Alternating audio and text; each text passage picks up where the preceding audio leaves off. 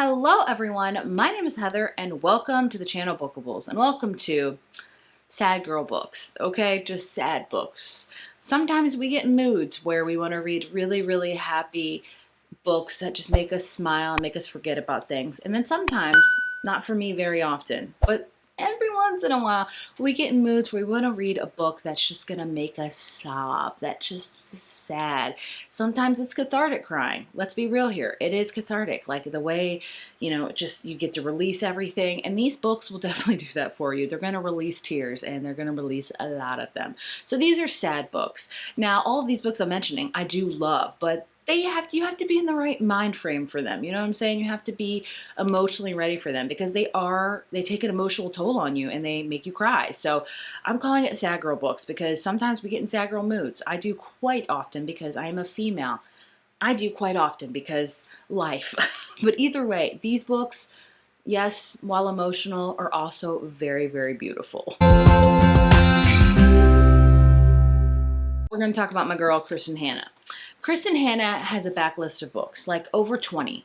I say she's one of my favorite authors. Have I even read half of them? No, because her books take an emotional toll. Her books, dare I say, kind of are like Lifetime movies, but on steroids. I don't know how to else explain it, really. I really don't. They're beautiful. They make you feel and they make you cry and you're just like, holy crap, you're drained by the end of them, but they are beautiful. So first up, I have The Nightingale. This one, top of the top, my favorite book of all time. This is the only book I have ever remembered vividly. Tears streaming down my face, hitting the pages. They're probably stained with my tears, for goodness sake. This is a historical World War II book. We follow two sisters that lead very different lives during World War II, and it's very sad. It does have some hopeful parts of it, but honestly, a lot of it is very tragic and things like that. But it is a beautiful book that is worth all the hype. I'm sure you see it constantly. And as someone that does not like historical fiction a ton, I maybe read a whopping one a year, this is my favorite book of all time, and I think a lot of people can attest to it. So I would highly recommend it. But just know when you go into it, like it's not going to be all like your typical World War II, it's not going to be just a jolly walk in the park. It's going to be a sob fest in the park, okay? Okay. Guys, with The Great Alone by her. This is my other favorite of hers. I don't know where my copy is. I really don't. I cannot, for the life of me, remember if I lent it out or if I just put it somewhere different. I don't know. I don't know where. But either way, this is set in Alaska, which is its like own character, and it's about this family that moves into the very wilderness of Alaska, and what you think they're going to fear of the wilderness is really inside their house. They have a very tumultuous family with the dad being alcoholic and things like that. I think it's set in the 70s or 80s, one of those, and it's very tumultuous, very intense, an amazing read. And also the other one is The Women. This one came out a couple years ago. This is set during the Vietnam War, and I don't think it's as emotionally draining as their other books, but it's about a character that becomes a nurse in the Vietnam War, and it really sheds a light on women and people that served in the Vietnam War, so it's amazing. But I mean, honestly, pick any one of Kristen Hannah books, literally any one, guaranteed crying. Next up, moving into the more romance side of things, we have Float Plan by Trish Dollar. I read this many years ago because the cover looks like just a cute summer romance, and whew, it packs a punch, let me tell you that. So this is about a character named Anna who loses her fiance to suicide, and they had always had plans to sail to like Turks and Caicos and things like that, and Anna really wants to honor his memory by doing that herself, and so she starts doing it, and she quickly learns that she cannot do it by herself. So there she meets Keen, who is a professional sailor, to help. Keen is also really struggling and healing from some wounds himself. And so this whole book is about, yes, a physical journey of them taking this really big sailing trip, but also about a healing and grief journey they take. And it's a beautiful, poignant, very sad book. Like, goodness me. I always will shout about this book from the rooftops because it's very underrated and I love it. But the cover will fool you, but it is a very sad but beautiful book. Likewise with some Abby Hemezin books. I love her books. Some of her books are more lighthearted and cute, but I'd say most of her books pack a little bit of emotional punch. But this one in particular packed a lot of one for me, and it's one of my favorites, the Happy Ever After playlist. This this is another book about grief. And it's about a character named Sloane who loses her fiance. And 2 years later, she's still really struggling with that because that was going to be her forever. That's what her life plan was. All of his stuff is still in the garage and all over the house. And then basically, one day she's driving and stopped, and a dog literally jumps in her car, and she's like, what the heck? And so she tries to find the owner of this dog, and she keeps trying, and then it never happens. So she's like, this dog is mine now, because he is bringing her so much joy in this very, very deep emotional time in her life. And then one day she gets a call from the dog's owner. He's like, hey, you have my dog. And she's like, where you been at, boy? Because I have had your dog forever, and he's my dog now. And turns out he is a guy named Jason, who is a famous musician and was touring like in Australia and something. And he's like, I really want my dog back. And so a romantic relationship happens between them, and it's all about her learning to love again after such loss, and about him trying to understand from her point of view with her losing somebody that she's loved. And it's just a beautiful book, an underrated Abby book for sure, but very emotional as well. Honestly, her other 2 releases are also very emotional just for the summer. Whew, about 2 characters that are going through a lot of things with their parents and dealing with their parents' choices and how they have to like kind of circumvent them. And so they're trying to fall in love, but they're like, can we really do that? Because we have all this crap going on in our lives. And then we have Say You Remember Me, which I didn't love nearly as much, but this one packed an emotional punch to me because it's all about a character that's parent is going through dementia. If you don't know, my father has dementia, and I'm his caretaker, and that in its whole thing is a heartbreaking thing. I've read so many books this year about dementia, but both of them just cry fest, cry fest. Abby has got the lockdown on very beautiful yet very sad books. One that I don't hear a lot of people talk about, and I understand because it's a book that I could read once and that is it, and that is Forever Interrupted by Taylor Jenkins Reid. Taylor Jenkins Reid is known now for like more like kind of historical fictional celebrity kind of things like Evelyn Hugo, Carrie Soto, that kind of thing. Before that, she was more, I would say, in the women's fiction department, and this is one of her early releases. So this is about a character named Elsie who is just amazing. This is about a character named Elsie who is young, and she meets this guy named Ben, and they just have a whirlwind romance. They just fall in love quickly, like get married within a week. That's how much they fall in love. But then literally a week after that, he goes out to run an errand, and he sadly passes away and gets a car accident. And Elsie is just besotted by herself. She doesn't know what to do. And then she meets her mother-in-law who never even knew about her. And it's all about them going through their grief together.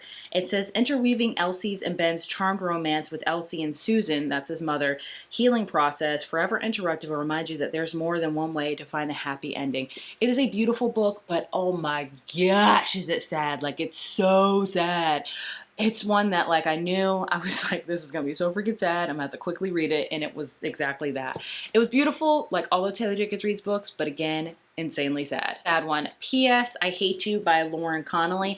This is one that I read last year on a whim and ended up falling in love with. So this is about a character named Maddie who loses her brother. He's been sick for a while, and that was her best friend. And at the funeral, she gets all these letters from her brother that she has to give out to like her mom, then her brother's best friend who she used to be in love with, but now they kind of hate each other. And basically her brother has given her and his best friend an assignment. He's like, here's my ashes. I traveled a lot, but I didn't get to travel to these certain states. I want you and, what's his name? Dom to go and travel to these states, read these letters, and release my ashes. And it's basically about their journey with healing, with grieving their brother, with grieving her brother, and also really maybe finding a second chance at love. And it's a beautiful book. It's a sad book because she's grieving, but she's also grieving a relationship that she had many, many moons ago. And it's a beautiful one that I don't hear a lot of people talk about, but I loved it. Promise Me Sunshine by Cara Bastone.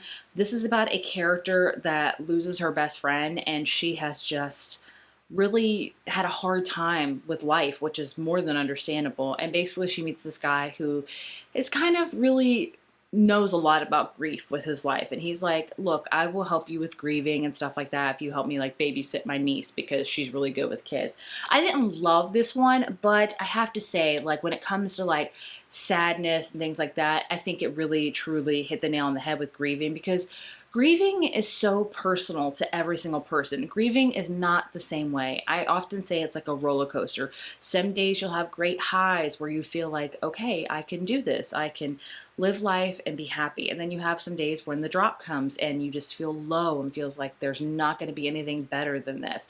It is a constant struggle, and that's how it goes. But I think Promise Me Sunshine really showed the great example of the grieving process a ton, and how somebody is really trying to help somebody with that process. And then I will mention Fredrik Backman. Fredrik Backman has a way of sad books. I would say his saddest for me is a short story. That's right, a short story. It's in every home.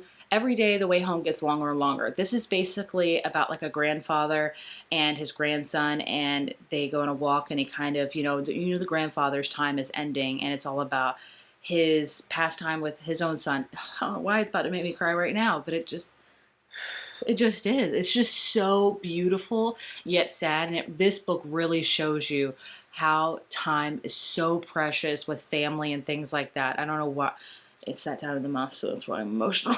I know there's a lot of stuff going on in my own life, but it's just a beautiful, beautiful book. Honestly, any Fredrik Backman books are just beautiful. Also, A Man Called Uwe. So emotional, so beautiful. This is about a character named Uwe who has he's a widow, and it's been years, but he's grumpy because he was really only happy around one person. That was his wife. And so he meets new neighbors and maybe starts coming out of his shell again. And it's so beautiful. Like, Fredrik Backman has a great way of doing humor and also really putting a lot of sad parts. He really balances them out quite well. But I tell you what though, in every way I tell you what though, that short story, freaking buckets of tissues. Okay. And the last book, The Wedding People. It's not really a romance, but I still want to talk about it because this character goes through a journey. It's about a character named Phoebe who, at the beginning of this book, her husband is like, I'm done. I've been seeing somebody else. We're good. I don't need to be with you anymore. Like, and she's quite obviously heartbroken because she has put her whole life in this. They work in the same place.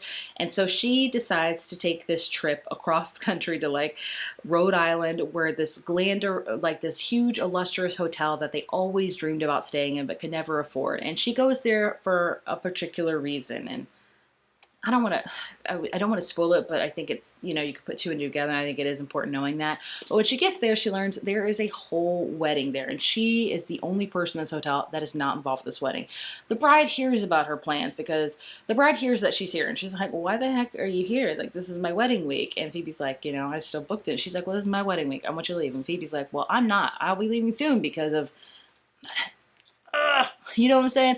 But then it's all about her developing a friendship with the bride, and then kind of the bridal party, and Phoebe learning that there is more to life than kind of the thing. It says it's absurdly funny and devastatingly tender, which is the perfect description of this book. Like, it sounds like a downer, but it reads so funny and so lighthearted while dealing with very hard and real things. It's an incredible, nuanced, and resonant look at the winding paths we can take to places we never imagined, and the chance encounters it sometimes takes to reroute us. I loved it. Highly recommend it. Like I said, funny, but also very sad as well. Sad girl books. These are just books that if you want some sadness, read any of them. They will deliver on all of the sadness. So I would love to hear your thoughts if you've read any of them, things like that. I know there are so many more sad books that I have now already talked about. But like I said, I can only read a few because my life's not sad. There's a lot of circumstances in my life that are quite sad. So I don't tend to read a lot of sad books because I like books that kind of uplift me and let me escape the sadness, if that makes any sense. So that is kind of what I do. But either way, I would love to know your thoughts on these. As always, thank you so much for watching, and I will see you in my next video. Bye.